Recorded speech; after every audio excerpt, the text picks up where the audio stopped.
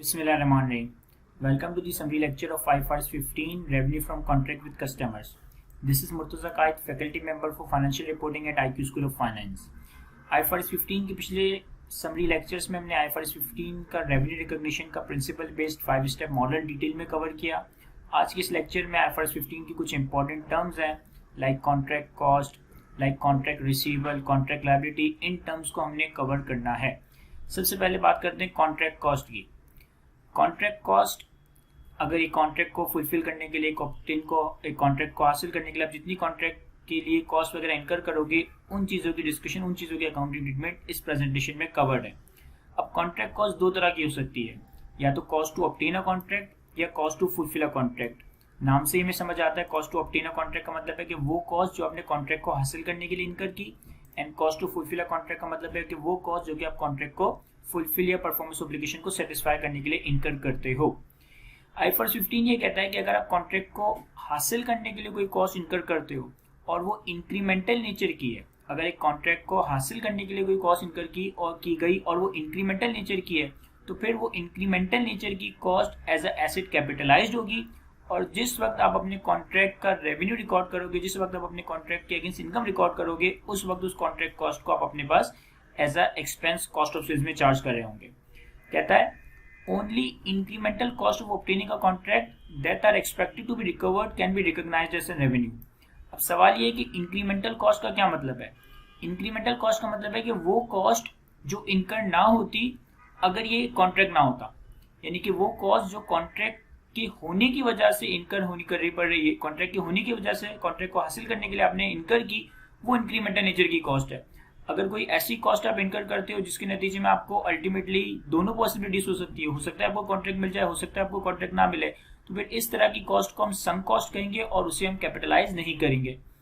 Incremental cost are cost incurred in obtaining the contract that would have not been incurred if the contract is not obtained.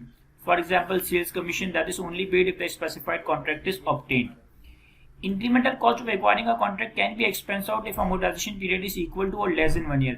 अगर आपका contract का duration ही 1 साल या 1 साल से कम है, तो फिर कॉन्ट्रैक्ट कॉस्ट को कैपिटलाइज करके अलग से अमोर्टाइज करने की कोई ऐसा लॉजिक नहीं बनती. अगर आपके कॉन्ट्रैक्ट का पीरियड ही लेस देन 12 मंथ है, तो आप कॉन्ट्रैक्ट कॉस्ट जिस वक्त इनकर करोगे उसी वक्त एक्सपेंस आउट कर दोगे. लेकिन अगर कोई लॉन्ग टर्म कॉन्ट्रैक्ट है या फिर कोई ऐसा कॉन्ट्रैक्ट है जिसका रेवेन्यू सब्सिक्वेंट ईयर्स में अराइज होना है, और इस तरह के कॉन्ट्रैक्ट को हासिल करने के लिए अगर कोई इंक्रीमेंटल कॉस्ट इनकर की जाती है, तो हम इसे as a contract cost capitalise करेंगे और फिर इसे सिस्टमैटिक बेसिस पे अमोर्टाइज करेंगे, एक्सपेंस आउट करेंगे जब हम अपने कॉन्ट्रैक्ट की परफॉर्मेंस ऑब्लिगेशन सेटिस्फाई कर रहे होंगे, जब हम अपने कॉन्ट्रैक्ट का रेवेन्यू रिकॉर्ड कर रहे होंगे. दूसरी कॉस्ट है हमारे पास cost to fulfil a contract, यानी कि वो कॉस्ट जो कि आपने कॉन्ट्रैक्ट को फुलफिल करने के लिए इनकर की. अब अगर एक कॉन्ट्रैक्ट को फुलफिल करने के लिए कोई कॉस्ट इनकर की जा रही है, तो सबसे पहले आपने ये देखना है कि क्या उस कॉस्ट के लिए कोई और रेलिवेंट अकाउंटिंग स्टैंडर्ड है.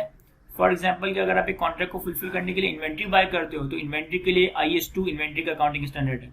फॉर एग्जाम्पल कि आप एक कॉन्ट्रैक्ट को फुलफिल करने के लिए कोई property plan and equipment buy करते हो, तो प्रॉपर्टी प्लान एंड इक्विपमेंट के लिए I16 का एक सेपरेट स्टैंडर्ड है.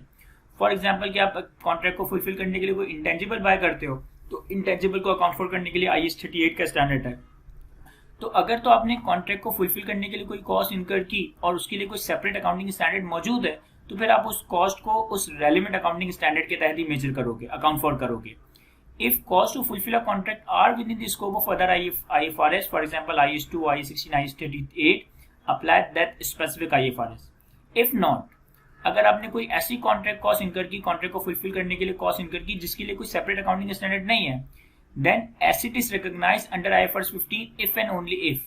यहाँ कॉन्ट्रैक्ट एसेट की टर्म से कंफ्यूज मत होइएगा, आपने कॉन्ट्रैक्ट कॉस्ट के नाम से एक एसेट रिकॉर्ड करना है अगर ये तीनों कंडीशंस पूरी होती हैं. याद रहे इन तीनों कंडीशंस के दरमियान में एंड, यानी कि इन तीनों कंडीशंस का फुलफिल होना जरूरी है, तब जाकर वो कॉस्ट IFRS 15 का एसेट कॉन्ट्रैक्ट कॉस्ट के नाम से बनेगा.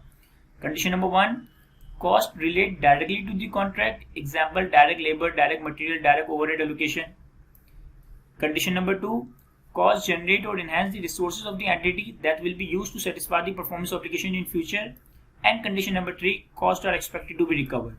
तो आसान सी कंडीशन है. पहली कंडीशन कहता है कि आप जो कॉस्ट कॉन्ट्रैक्ट के लिए कॉन्ट्रैक्ट को फुलफिल करने के लिए इनकर कर रहे हो, वो कॉन्ट्रैक्ट से डायरेक्टली रिलेटेड हो, direct material, direct labour, overhead allocation, ये सारी चीजें. कंडीशन नंबर 2, आप जो कॉस्ट कॉन्ट्रैक्ट को फुलफिल करने के लिए इनकर कर रहे हो वो आपकी कंपनी के लिए कोई रिसोर्सेज क्रिएट कर रहे हो, वो आपकी कंपनी के रिसोर्सेज में इजाफा या जनरेशन क्रिएट कर रहे हो, और उन रिसोर्सेज को हम अल्टीमेटली फ्यूचर में यूज करेंगे अपने कॉन्ट्रैक्ट की परफॉर्मेंस ऑब्लिगेशन को सेटिस्फाई करने के लिए। एंड कंडीशन नंबर 3, जो भी कॉस्ट आपने इनकर की है आप एक्सपेक्ट करते हो कि आप कस्टमर से रिकवर कर लोगे। अगर ये 3 कंडीशंस पूरी होती है और वो cost of fulfil the contract कोई और अकाउंटिंग स्टैंडर्ड में डील नहीं होता, तो फिर आप इसे IFRS 15 के तहत contract cost as a asset record करोगे, और जैसे जैसे कॉन्ट्रैक्ट की गुड्स एंड सर्विसेज ट्रांसफर होंगी, परफॉर्मेंस ऑब्लिगेशन सेटिस्फाई होंगी, वैसे वैसे आप इस कॉस्ट को as a cost of sales अपने P&L में चार्ज करोगे। इसके अलावा 3 और इंपॉर्टेंट टर्म्स जो कि IFRS 15 डिस्कस करता है। Number 1 is contract liability, number 2 is contract asset and number 3 is contract receivable. इन तीनों को हम डिस्कस करते हैं। सबसे पहले हम बात करते हैं कॉन्ट्रैक्ट रिसीवेबल की। What is contract receivable? Sir, contract receivable is your unconditional right to consideration. Contract receivable is your unconditional right to consideration irrespective of the fact कि आपने कॉन्ट्रैक्ट की परफॉर्मेंस ऑब्लिगेशन सेटिस्फाई कर दी है या नहीं की। इस बात से कोई फर्क नहीं पड़ता। आपने कॉन्ट्रैक्ट के तहत कस्टमर को गुड्स एंड सर्विसेज प्रोवाइड कर दिए हैं, परफॉर्मेंस ऑब्लिगेशन को सेटिस्फाई कर दिया है या नहीं, इससे कोई फर्क नहीं पड़ता। अगर आपके कॉन्ट्रैक्ट की कंसिडरेशन किसी पॉइंट इन टाइम पे अनकंडीशनल हो जाती है, यानी कि आपको अभी कोई अब फ्यूचर कंडीशंस को फुलफिल करना जरूरी नहीं है कंसिडरेशन को रिकवर करने के लिए, अनकंडीशनल राइट टू कंसिडरेशन है, तो आप अपने पास कॉन्ट्रैक्ट रिसीवेबल रिकॉर्ड कर रहे होगे। प्रैक्टिकली हम कॉन्ट्रैक्ट रिसीवेबल उस वक्त रिकॉर्ड करते हैं जब हम कस्टमर को इनवॉइस जनरेट करते हैं, क्योंकि जब हमने कस्टमर को इनवॉइस जनरेट कर दी तो हमारा राइट टू कंसिडरेशन अनकंडीशनल हो जाता है। अब कॉन्ट्रैक्ट की पेमेंट टर्म्स में क्रेडिट पीरियड शामिल है, यानी कि कस्टमर 3-6 महीने बाद पे करेगा, तो क्रेडिट पीरियड का होना is not a condition. Credit period का होना is not a condition, credit period is something else. Condition का मतलब है कि कोई फ्यूचर कंडीशन या कोई हैपनिंग वगैरह की बात की गई हो। अगर कोई कंडीशन वगैरह नहीं है, कोई अनकंडीशनल राइट टू कंसिडरेशन है, तो ये कॉन्ट्रैक्ट रिसीवेबल रिकॉर्ड होगा। In practice, where revenue has been invoiced, a receivable is recognized. When revenue is earned but not invoiced, it is recognized as contract cost. अब contract cost को हम discuss करते हैं तो फिर आपको ये वाली बात समझ आएगी। Contract cost का मतलब है कि entities right to consideration in exchange for the goods and service that has been transferred to the customer. When such right is conditioned upon something other than the passage of time, for example, the entity's future performance. Contract asset का मतलब है कि आपने contract की performance obligation satisfy कर दी, आपने customer को goods and services transfer कर दी है, लेकिन जो आपका राइट टू कंसिडरेशन है ये कंडीशनल है, ये डिपेंडेंट है, ये लिंक्ड है किसी फ्यूचर परफॉर्मेंस या किसी फ्यूचर हैपनिंग या किसी फ्यूचर इवेंट के ऊपर, तो ये कंडीशनल राइट टू कंसिडरेशन आपका कॉन्ट्रैक्ट एसेट कहलाया जाएगा। कॉन्ट्रैक्ट एसेट और रिसीवेबल में फर्क याद रखिएगा। Contract receivable is unconditional right to consideration irrespective whether performance obligation is satisfied or not. Contract asset is conditional right to consideration for performance obligation already satisfied. अगर आपने contract की performance obligation satisfy कर दी है लेकिन right to consideration conditional है, तो आप अपने पास कॉन्ट्रैक्ट एसेट रिकॉर्ड करोगे। और अगर आपने कॉन्ट्रैक्ट की परफॉर्मेंस ऑब्लिगेशन सेटिस्फाई की हो या ना की हो लेकिन आपका राइट टू कंसिडरेशन अनकंडीशनल है, तो फिर आप कॉन्ट्रैक्ट रिसीवेबल रिकॉर्ड करोगे। अब आपने एक कॉन्ट्रैक्ट की परफॉर्मेंस ऑब्लिगेशन सेटिस्फाई कर दी लेकिन आपका राइट टू कंसिडरेशन कंडीशनल था, तो आपने कॉन्ट्रैक्ट एसेट रिकॉर्ड किया। सब्सिक्वेंटली जब वो फ्यूचर कंडीशन भी फुलफिल हो जाती है तो फिर आपका कॉन्ट्रैक्ट एसेट कॉन्ट्रैक्ट रिसीवेबल में कन्वर्ट हो जाएगा। A contract asset is reclassified as a receivable when the supplier's right to consideration becomes unconditional. जब ये राइट टू कंसिडरेशन कंडीशनल से अनकंडीशनल होगा तो आपका कॉन्ट्रैक्ट एसेट कॉन्ट्रैक्ट रिसीवेबल बन जाएगा। और जैसे कि हमने डिस्कस किया था कि अगर हमने रेवेन्यू अर्न कर लिया, रेवेन्यू अर्न करने का मतलब है कि परफॉर्मेंस ऑब्लिगेशन सेटिस्फाई कर दी लेकिन कस्टमर को इनवॉइस इशू नहीं की, तो आपने कॉन्ट्रैक्ट एसेट रिकॉर्ड किया। और जब कस्टमर को इनवॉइस भी इशू कर दी तो अब आपका राइट टू कंसिडरेशन अनकंडीशनल हो गया, अब आप रिसीवेबल रिकॉर्ड कर दोगे। इसी तरह से लास्ट में हमारे पास कॉन्ट्रैक्ट लायबिलिटी। कॉन्ट्रैक्ट लायबिलिटी का मतलब है कि आपने कस्टमर से कंसिडरेशन एडवांस में रिसीव कर ली या आपका कस्टमर से कंसिडरेशन रिसीव करने का राइट इस्टेब्लिश हो गया, राइट इंटाइटल्ड हो गया, आपका अमाउंट ड्यू हो गया, लेकिन परफॉर्मेंस ऑब्लिगेशन आप फ्यूचर में सेटिस्फाई करोगे। अगर मैं कस्टमर से कंसिडरेशन एडवांस में रिसीव कर लेता हूँ, ये कंसिडरेशन को एडवांस में रिसीव करने का मेरा राइट ड्यू हो जाता है, लेकिन परफॉर्मेंस ऑब्लिगेशन को हमने फ्यूचर में सेटिस्फाई करना है, तो इस केस में आप अपने पास कॉन्ट्रैक्ट लायबिलिटी रिकॉर्ड कर रहे होंगे। And entity's obligation to transfer goods and services to the customer in future. हमारी ऑब्लिगेशन है, हमारी जिम्मेदारी है कि हम कस्टमर को गुड्स एंड सर्विसेज ट्रांसफर करेंगे फ्यूचर में, for which the entity has receive consideration from the customer. और हमने कस्टमर से कंसिडरेशन एडवांस में रिसीव कर ली है, एडवांस में रिसीव नहीं की लेकिन हमारा अमाउंट ड्यू भी हो गया है, स्टिल हम अपने पास कॉन्ट्रैक्ट रिसीवेबल डेबिट और कॉन्ट्रैक्ट लायबिलिटी क्रेडिट कर रहे होंगे।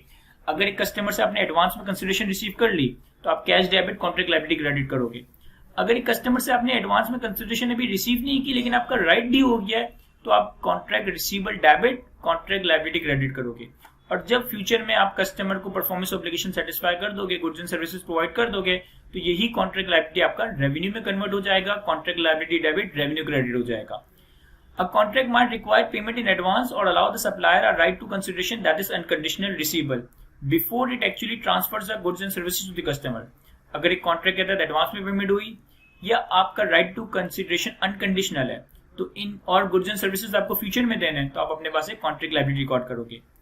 In these cases, the suppliers present the contract as contract liability when the payment is made or the payment is due, whichever is earlier. जिस वक्त आपको advance में payment receive हो जाए या पेमेंट ड्यू हो जाए, हम कॉन्ट्रैक्ट लायबिलिटी रिकॉर्ड कर लेंगे। और जब फ्यूचर में इसी कॉन्ट्रैक्ट लायबिलिटी के अगेंस्ट कस्टमर को परफॉर्मेंस ऑब्लिगेशन सेटिस्फाई करके गुड्स एंड सर्विसेज डिलीवर कर रहे होंगे तब हम अपना रेवेन्यू रिकॉर्ड कर रहे होंगे। तो ये कुछ हमारे पास इंपॉर्टेंट टर्म्स थी। कॉन्ट्रैक्ट कॉस्ट अलग, कॉन्ट्रैक्ट लायबिलिटी अलग, contract asset take something else and contract receivable. I hope ये सारी टर्म्स मैं आपको अच्छे से एक्सप्लेन कर सका हूँ। आज के लेक्चर को यहीं तक रखते हैं। थैंक यू, अल्लाह हाफिज़।